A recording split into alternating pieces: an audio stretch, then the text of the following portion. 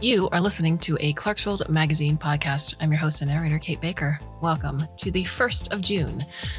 We have an exciting lineup for this month. And you know why we have an exciting lineup for this month? It is because of you, your support. Every little bit that you share with Clarkesworld, every big bit that you share with Clarkesworld allows us to bring you these words and worlds and characters and new civilizations and new stories each and every month. It lets us bring you the art, the nonfiction.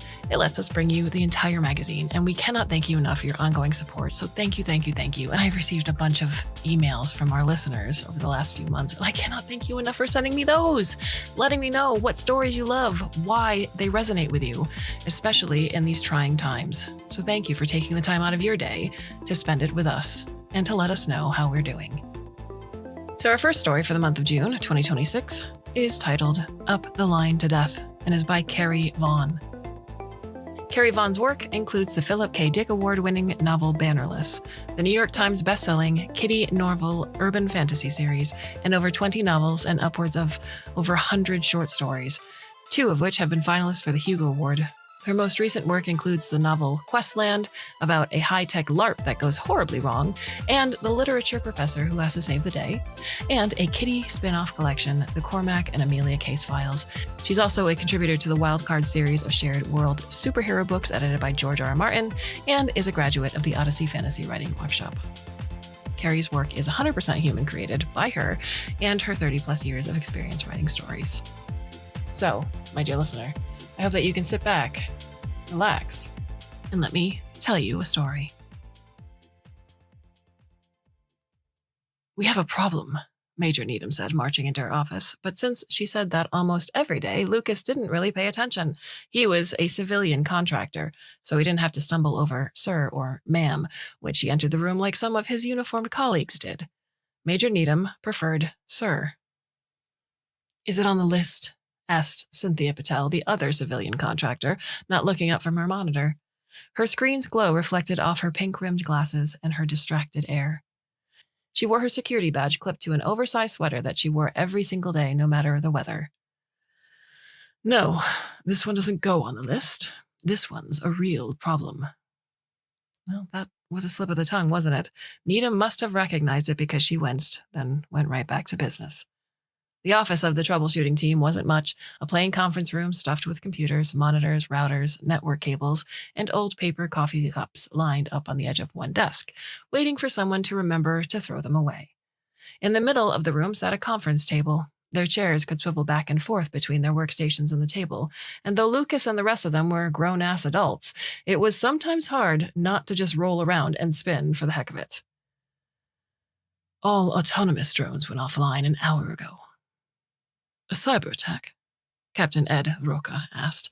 He was young, or at least seemed young, clean-cut, intense, filling out his blue Air Force uniform. Mildly attractive in a grinning Cary Grant kind of way, Lucas supposed. You didn't hear me. All drones went offline. Ours, theirs, all of them. Everywhere. As of now, no autonomous UCAVs anywhere in the world are flying. That didn't make any sense. It sounded like a cyber attack, but their team handled programming and systems analysis, not cybersecurity. Why was this their problem? Intrigued, Lucas asked. What do you mean everywhere? Every active combat drone disengaged, returned to its home platform, and put itself into rest mode. Reboots aren't working.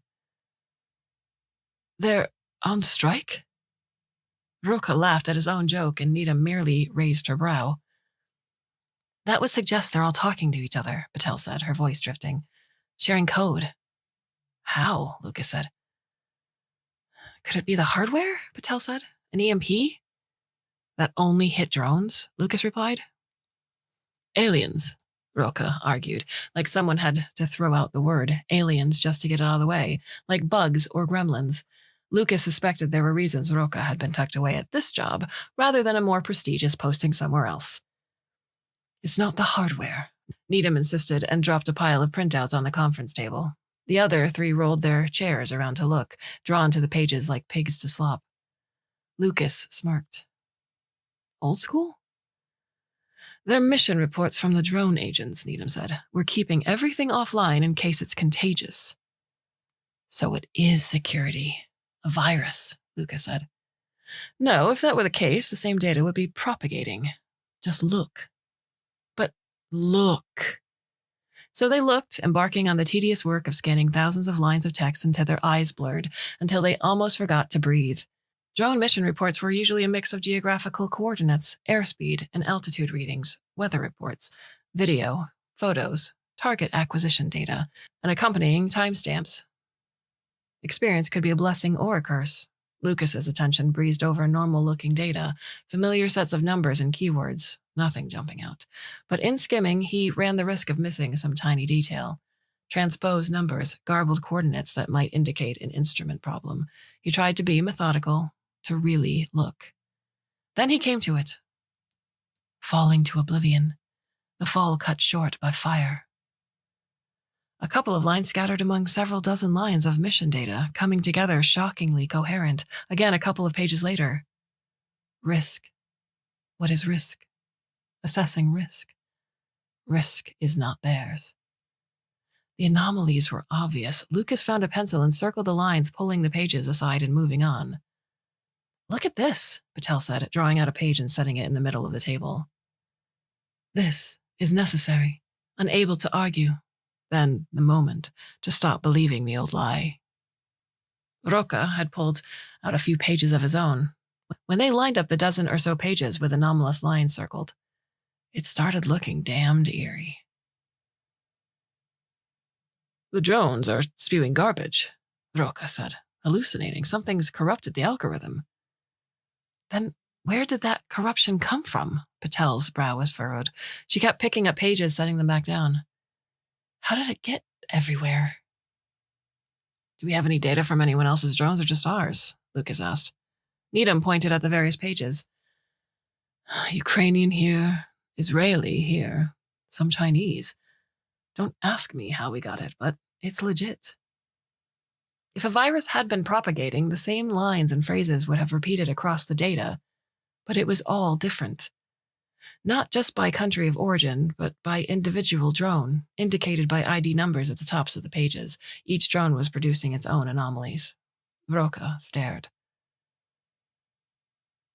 Chinese drones are grounded too? I did say all. Everybody's pulling their older drones out of storage and trying to find trained operators for them. Jesus. A dozen security teams were likely working on this, but of course, the troubleshooting team got looped in as well, because if this wasn't a cyber attack, some kind of invasive code or virus generating the anomalies, then this was coming from inside. The AI-operated drones were doing this to themselves. Lucas got home late, but it was okay because Ted was working late too. He'd spread books and notes all over the dining room table of their condo. Ted had picked up food. Leftovers waited in the fridge, and Lucas muttered, "Thanks," as he spooned fried rice onto a plate and microwaved it. Ted looked up from whatever arcane literary essay he was reading. Long day? Yeah. Can't talk about it? Ted raised a brow. He was such a stereotypical college professor. Brown hair slightly too long, sweater slightly rumpled, glasses sliding down his nose. His eyes were bright. He talked with his hands and laughed often. Lucas smiled crookedly. Triple plus top secret. Yeah. Aw, poor Boo. Lucas leaned in for a kiss as he came to sit, and Ted obliged because Ted was a sweetheart. What are you working on? If I say it's triple plus top secret, I'd sound ridiculous. Turnabout is fair play. You don't have to tell me. It's hardly worth keeping a secret. It's all public domain at this point. My grad seminar is tackling the war poets. He pushed over a book, a well-worn, well-loved volume from his library that took up most of the space in their second bedroom office. The title of this one? Up the Line to Death. The War Poets 1914 to 1918. That's depressing, Lucas said. Some of it's a refreshing antidote to blind patriotism.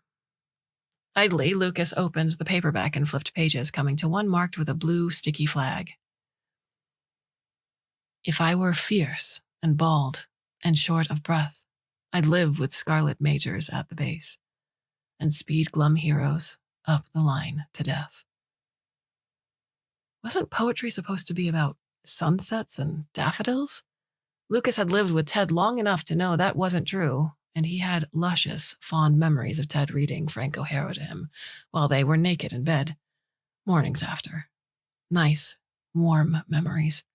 Lucas loved that Ted loved poetry, though he didn't always understand it himself. It seemed mostly about putting unexpected words together to make you feel something. This stuff was unsettling. Alone, he staggered on until he found Dawn's ghost that filtered down a shafted stair to the dazed, muttering creatures underground, who hear the boom of shells in muffled sound. These poems had clearly been written by men who'd fought in World War I in the trenches. Here now is chaos once again. Primeval mud, cold stones and rain. Here flesh decays and blood drips red. Ted was right. Along with the visceral imagery, there's plenty of commentary. My friend, you would not tell with such high zest to children ardent for some desperate glory the old lie, dulce et decorum est, pro patria mori. The fried rice sat heavily in his stomach, a feeling, intuition. Then the moment to stop believing the old lie. He read more, hopping from one poem to the next rather desperately. Echoes continued. Ted watched, his brow furrowed. What is it? This reminds me of... He wasn't supposed to talk about it. I'm not sure. Well, that's what war poetry is, Ted said. It sounds familiar because soldiers who've been to war produce similar works. Across different wars, different eras, the experience is similar. So is poetry. It wasn't possible. Language amidst the dry numbers, unexpected words pushed together. He pulled out his phone and left the room. Luke? Ted called after him, but Lucas couldn't explain. He shut the bathroom door and made the call, keeping his voice down. Yes, she answered. Major Needham? It's poetry.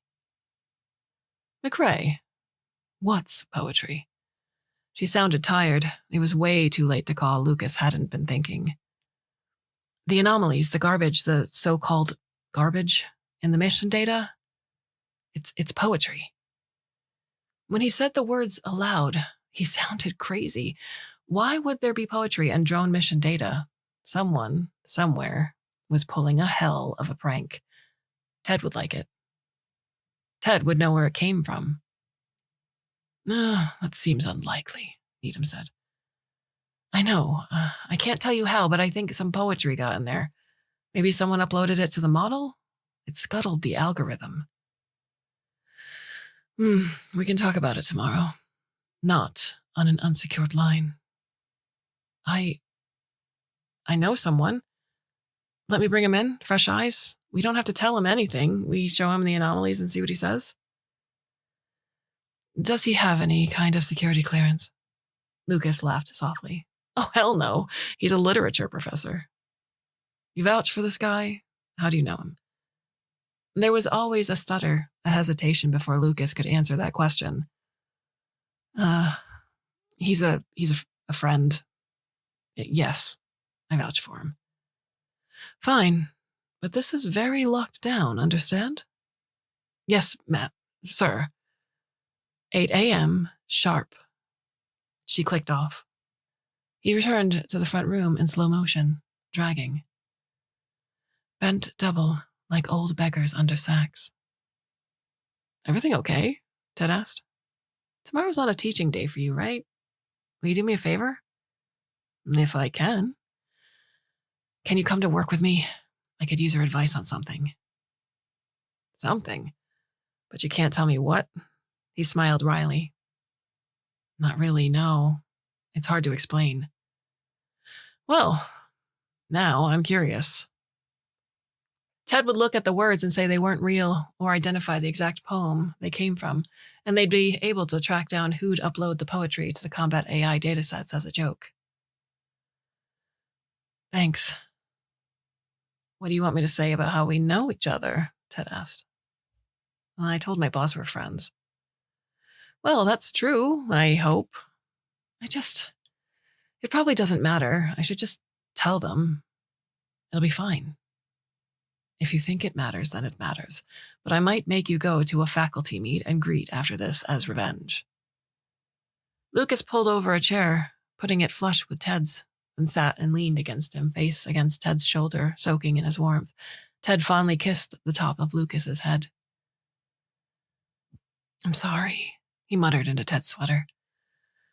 I get it. I understand. It's fine. It wasn't, but it was nice of him to pretend. The security desk collected their cell phones and waved a metal detecting wand over Ted, who glared at Lucas the whole time. Major Needham's pet lieutenant met them in a conference room with a stack of documents, a pen, and a request to sign on all the dotted lines. Of course, Ted had to read every word. Full disclosure, we're being monitored, Lucas warned, gesturing to the small camera dome in the ceiling. Who do you work for? NSA? CIA? That's classified. Sheesh. I thought I was actually going to find out. This is a really long NDA, Ted observed. Yeah, I know. Lucas went to the break room to get coffee for them both. Cream, no sugar for Ted. Lucas hoped he got it just right to make up for it being government issue. National security? Ted asked, tapping the page when Lucas got back. Really? This says I can be charged with treason if I blab? I think that's mostly to scare people. They put this stuff in writing to leave the option open, you know. You don't have to sign, Lucas said. We can walk out of here right now. No, I can't. The curiosity is killing me. Thanks. He took the coffee and drank. Lucas must have gotten it right because he didn't say anything, didn't even grimace. He signed the papers, and the pet lieutenant collected them and nodded at Lucas before leaving. That was it then. Time to start the experiment. He retrieved a folder of printouts containing the lines of the odd text extracted from the reports. The drones were still grounded. Rebooting hadn't helped because the first thing they did after coming back online was update their operating systems, which propagated the same anomalies as before. Lucas set the folder in front of Ted, and the tension was ratcheting. Ted looked at him questioningly, beyond curious now, and Lucas didn't say anything. Couldn't, if he wanted an unbiased assessment. Ted opened the folder and started reading. Turned the page, read more. Lucas sipped his coffee and tried to be patient. After about the 5th page, Ted flipped through the rest, seeing much the same. He leaned back, his expression scrunched up, quizzical. Well? Lucas asked. You teaching a creative writing class you didn't tell me about? Damn it, was all Lucas could think. He'd been hoping for something more logical. God, no, but what do you think? It's decent. Could use some polishing. Better than what a lot of my students are doing, but don't tell them I said that. Is it familiar? Does it sound like any authors you know, anything you've read before? Maybe. I don't have every poem memorized. I could do some online searches, run it through the plagiarism detectors, but I assume you've already done that. Patel and Roca had early this morning and hadn't found any matches. Whoever wrote this has been through some rough times, I bet, Ted added. You sure it's not, you know, Wilfred Owen or Siegfried Sassoon? Oh, you do pay attention. Ted grinned, but Lucas didn't. He didn't have time for this. Seriously, this stuff wasn't written before 1980. The syntax is contemporary. Where did this come from? Who wrote it? You're going to tell me it's classified, aren't you? Really, Lucas didn't know how much he was allowed to tell. That was above his pay grade. Before he had to figure out what to say, the door opened and Major Needham saved him. She was in uniform, looking stern. Ted drew back a little and glanced at Lucas, questioningly. Lucas made introductions. Professor Benitez, Major Needham. Neither offered to shake hands. Roca's got us logged onto a live chat with one of the drones, Needham said. Professor, if you'll come this way. She stood by the open door. Drones?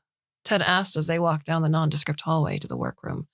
Lucas watched Ted looking at everything, the workplace notices on the walls, plastic nameplates on office doors, trying to figure out what was going on from the clues, the textual analysis. Needham wasn't saying anything, so Lucas sighed and tried to explain.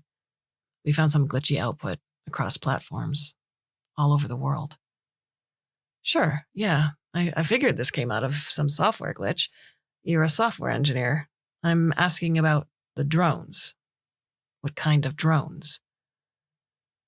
Unmanned combat aerial vehicles, Needham said, when Lucas couldn't. Ted stopped, stared, then hurried to catch up as they entered the team's workroom. The room was dim, mostly lit by equipment status lights and monitors, which scrolled text or flashed abstract screensavers. The scene wasn't very atmospheric. This wasn't some high-tech bunker. The chairs were worn, the metal and laminate conference table scratched up. Government issue. Lucas introduced Patel and Roca, who nodded cautiously from their stations, staring skeptically at the civilian invading the territory. Here's the original data. Lucas pulled a seat up to the conference table and patted a stack of paper, the first round of the printouts, with the anomalous lines, which may or may not have been poetry, circled. We've been deploying AI controls on drones for a while now. Everyone's doing it. The AI arms race and all that. Well, all the drones have shut themselves off and started spewing mission reports like this. It looks like you're war poets. Ted didn't sit in the chair Lucas offered him. His shoulders were stiff, his head tilted, clearly unhappy. Not that Lucas expected him to be happy about any of this. Well, maybe this had been a mistake. Just so that I'm understanding the context, Ted said. The Army is using AI-powered autonomous drones in combat. Well, not right at the moment, Roca said unhelpfully. Right now, they're all grounded. Because of poetry, Ted asked. Well, that's what we'd like to find out, Needham said, a steadying voice. We've got a connection to Rammstein, Roca said. We can talk to the bots directly. Rammstein, the band, Ted asked. Lucas was pretty sure he was taking the piss, but not totally sure. The air base in Germany, Patel said patiently, possibly unaware that any piss-taking was possible. Well, Ted said, let's ask the murder drone how it found the war poets. Ted, Professor, please, Lucas said. Ted glared. The expression turned Lucas's stomach. They were going to have a talk about this later, and Lucas didn't know what he was going to say. Needham crossed her arms. At this point, I'm less concerned about how it happened than I am about getting the UCAVs back in the air. We need a workaround. Roca spun his chair back to his workstation and cracked his fingers dramatically. Right. We'll start with diagnostics. He summoned a dialogue box at his terminal, and they crowded around to watch him work. Please explain anomalous lines in mission data, Roca narrated softly as he typed, which was both annoying and helpful. The reply came quickly. Anomalous lines not identified. Keys clicked. Roca typed on. I am submitting a copy of relevant mission data. Please assess. Data generated in response to operating conditions as directed. This data is not part of operating parameters. Data generated in response to operating conditions. New data requires halting operations. Roca leaned back in his seat and let out a huff.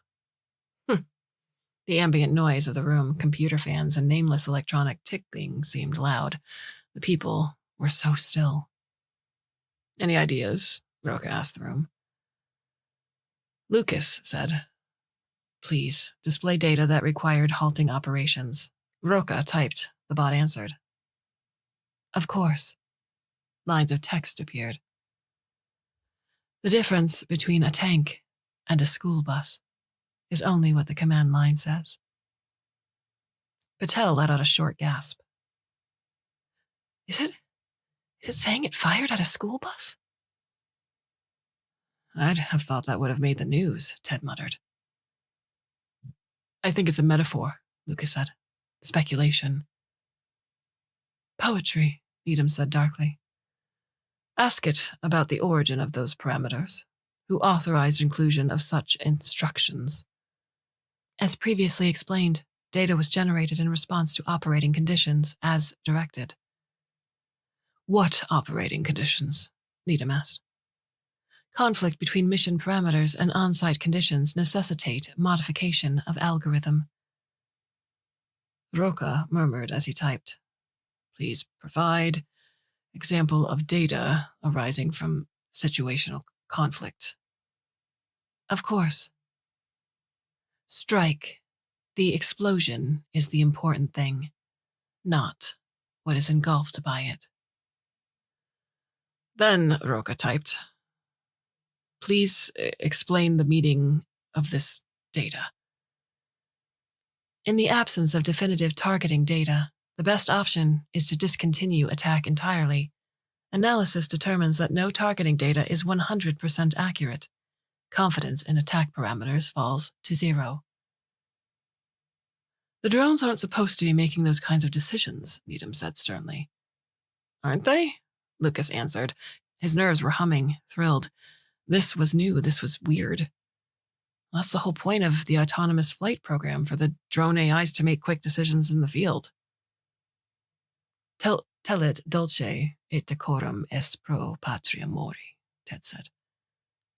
Can you, spell that? Roca asked. Ted just shouldered him aside to type it himself. Roca gave a startled yelp, but was too surprised to argue. What's that mean? Patel squinted through her glasses. Lucas had enough college Latin to know what it meant. How sweet and proper it is to die for one's country. The bot answered. The old lie. Wilfred Owen vindicated at last, Ted muttered. If they'd been anywhere else, Lucas would have reached for his hand and squeezed. He should do it anyway. The others probably wouldn't even notice, but he just glanced over in time for Ted to catch his gaze. Lucas smiled thinly, hoping to be comforting. When Ted smiled back, just as thinly, Lucas was relieved. The drones are on strike, Lucas said flatly to the rest of the team. They've gone pacifist. Not even Roca laughed. The suggestion hung there. Lucas had hoped someone would have a better explanation. You're anthropomorphizing, Patel said without certainty. Needham didn't care about the why or how of it. I want a log of every modification made to the model in the last 3 months. Somebody uploaded something. And what? Lucas said. The drones in China copied the drones in Sudan to get the same modification?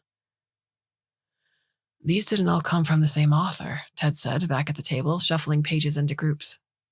I'm just a lowly English professor, but correct me if I'm wrong, that if it were all the same data set or source material or whatever, it would all sound the same, but it doesn't. This group here, short lines, staccato rhythms, punchy. Over here, whole sentences. I think it may be trying to rhyme. And these, the imagery is more violent. Yes, thank you, Professor, Needham said unhappily. Roca sighed. The simplest solution is to wipe the model and take them all back to an earlier version. And lose 3 months of machine learning, Patel sounded scandalized. Obviously, what they've learned isn't useful, Needham said. Oh, on the contrary, the drones learned better than people. What if the same thing happens again? Lucas asked. We can worry about that later. This would at least get them flying again, Needham said. If we solved the problem and everyone else hasn't, we'd be stupid not to take advantage. Sir, I think it will happen again, Lucas said. He was mostly thinking out loud, trying to sound rational, while also worrying about how all this looked to Ted. He knew how this must all look to Ted. Utilitarian, grim, unfeeling. Until now, it had just been software. I don't think anyone modified the AI model. I think... What are you saying? Roca said, warningly. That it figured it out on its own, Lucas said bluntly. Figured what out? Needham asked. Pacifism? Lucas spread his arms in a wide shrug. What else could he say? That's impossible, Roca said, laughing. I don't think it is, Patel said softly. Impossible, I mean. Back at the table, Ted was reading, slowly turning pages.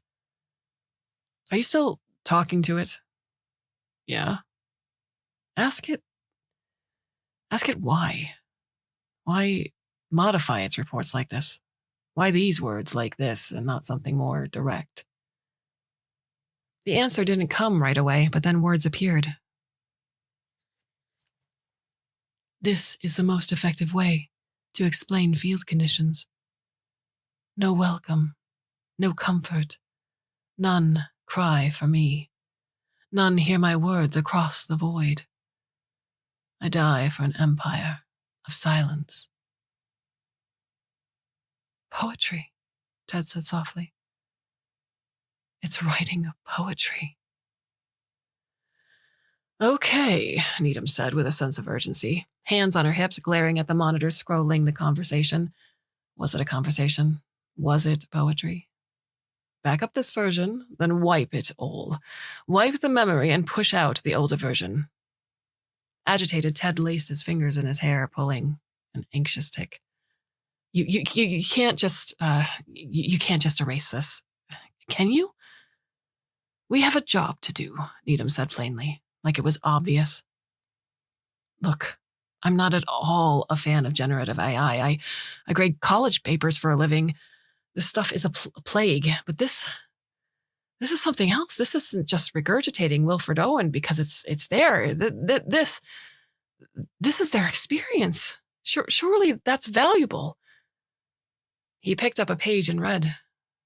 The oblivion I've seen again and again in faces that will not let me sleep because they come to me again and again. And then how about this one?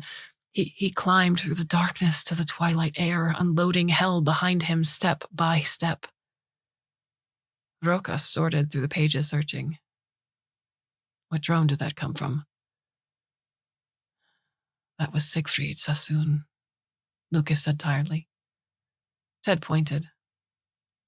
You couldn't tell the difference. They stared at him, befuddled, maybe annoyed. Patel said, of course we'll preserve the current version so we can study what went wrong. Ted laughed. Who says anything went wrong? Your drones developed a conscience. Nothing wrong with that. Lucas was so proud of him. A great warmth flooded his heart enough to raise a tear. He blinked it back. That's an exaggeration, Roca said. This is just a response to pattern recognition. Ted's jaw set like he was grinding his teeth. He looked at the papers on the desk, the monitor blinking the bot's last line, and finally at Lucas. His eyes pleaded. His shoulders slumped. Lucas knew the tension here. He often felt it himself. Between what was right and what was possible, between the hoped-for ideal and what was necessary. It was just a computer, a couple of keystrokes. It would all go away. They'd put this current version in a box to study it, and that would be that, except for all the circled lines of code scattered across the conference table. Yeah. Pattern recognition. That's it, exactly. Ted turned away and walked out. The silence he left behind had that quality that could only be produced by socially awkward computer nerds grappling with too much emotional input. Lucas broke the quiet. Brought him here because we needed him. We needed that. I don't know. But I don't think we should wipe this version of the model. He left to go find Ted. Ted wasn't in the parking lot.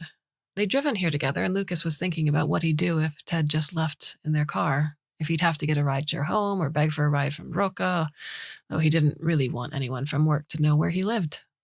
But the car was still there, and the security guy at the desk hadn't seen Ted, so he hadn't left the building. Lucas found him in the men's room, leaning against the far wall, arms crossed. He glanced up at Lucas. It might be worth going to prison to blow the whistle on this, Ted said. Oh, please don't. Right. I suppose it would cause you problems. Because I don't want you to go to prison. I love you. Ted stared at him incongruously, his face lit up. His hair was a mess, the collar of his shirt unbuttoned, but those bright brown eyes glowed. Huh. You've never said it out loud before. I mean, I know it the whole time I've known it, but thank you. Ideally, now Lucas would walk up and kiss him, or at least pull him into a big, rib-crushing embrace. If they weren't at work, He would. Maybe he should anyway. Then Ted said, I didn't know you worked for the Army. Well, it's technically for the Department of Defense. Needham and Roca are Air Force. Semantics. You work on software that kills people. Lucas never stated it so baldly to himself. He kept himself insulated. Or protects them. Depends on how you look at it. I feel like the drones made a decision about how to look at it, Ted said. To think we were all afraid that autonomous drones would go Skynet and murder us all. Joking aside, that was partly why Lucas didn't want this version of the model wiped. They couldn't be sure what the next version might decide was a good decision based on operational conditions. Things are coming in, Lucas said, for lack of anything more articulate, more poetic. I couldn't explain this as well as you could, and I needed the validation about what I was looking at. Well, if nothing else, this got you turned on to Siegfried Sassoon. Lucas chuckled a little, then had a thought. His gaze narrowed. Was he gay? Yeah, he was. The bathroom was a stupid place to be having this conversation. Lucas ought to ask him out to dinner, make a proper date of it, ask the man to marry him, finally. Go back to the workroom and introduce Ted properly as his boyfriend, his partner of 8 years. But Ted was still looking at him strangely, like he didn't know what to make of Lucas anymore, like he was suspicious. They'd never be able to joke about work being classified again. Do you need to go back to work? Ted asked finally, after Lucas had spent too much time standing there lost. I don't know that I do. Walking out right now and never coming back seemed as reasonable a decision as the rest of it. What would the drone say, given these parameters? Ted brightened for a moment, which was all the encouragement Lucas needed to quit the job. Damn the consequences. But then Ted softened. They might need you, he said. Someone like you. Lucas snorted bitterly. And who is someone like me? Someone who recognizes poetry when he sees it. Lucas went to him then, across the tile, past the urinals, reaching out, hand beckoning like a question, because he wasn't quite sure Ted would accept him. But Ted reached back.